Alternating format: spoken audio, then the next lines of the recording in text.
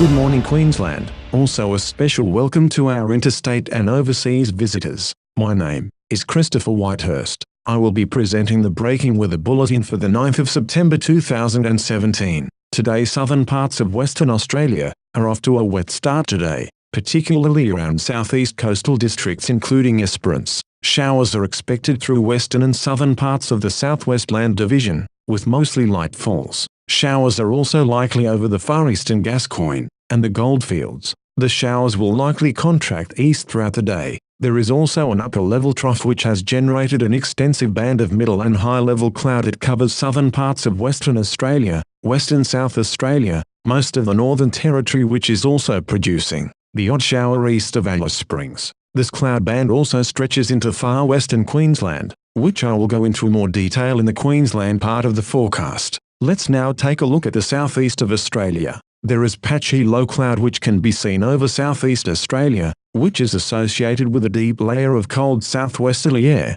Some of the most extensive natural snow depth in decades can currently be found over Australia's alpine areas, and it's likely to be the best weekend of the season. Skies will clear across the weekend, providing excellent visibility in crisp, cold conditions. Snowfall potentially begins to increase early next week, with the next lakes expected as light snow showers on Monday. However, after some warming, further fresh snow is likely from about Wednesday and into next weekend. Unfortunately, snowfalls are not expected to be like they were last week, and it won't be as cold due to the fronts looking relatively weak, but at least we won't see the spring warmth setting just yet. The next approaching cold front can be seen over the Southern Ocean southwest of Western Australia with a thick associated cloud band and speckled cellular cloud in the cold air behind the front, which will approach the alpine regions and trigger a dose of rain on Tuesday, about 10 millimeters at this stage as the front arrives. But don't worry, it won't last long, and there is good news. After the burst of rain,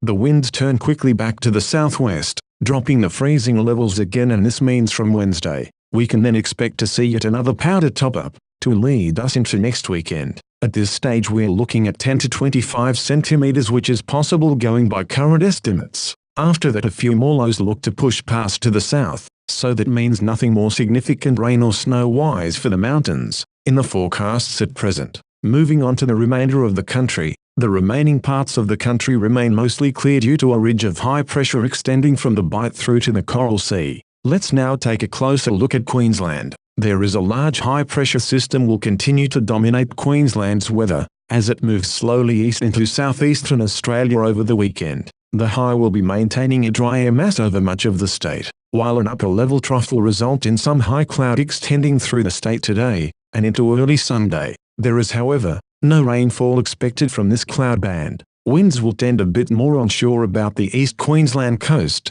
early next week as the high enters the far southern Coral Sea, resulting in the slight chance of light showers developing, mostly about the east tropical coast. Temperatures, particularly maximum temperatures, will start to increase through southern and western districts early to mid next week. Temperatures are expected to be in the low to mid-30s as winds tend more northwesterly ahead of the surface trough that will shift east over the southern interior on Wednesday. This trough is not expected to produce much if any rainfall with its passage, and will likely result in enhanced fire dangers over the southern interior of the state on Wednesday. At present, high cloud is extending from western Queensland into central and southern districts. However, no rain is expected from this cloud band. There is, however, a slight chance of light showers developing through Torres Strait, while fine conditions are expected elsewhere through the state. There were some morning frosts over the southern and southeastern interior this morning. The winds for today are currently moderate to fresh southwest to southeasterly winds. The fire danger for today is very high across much of the state,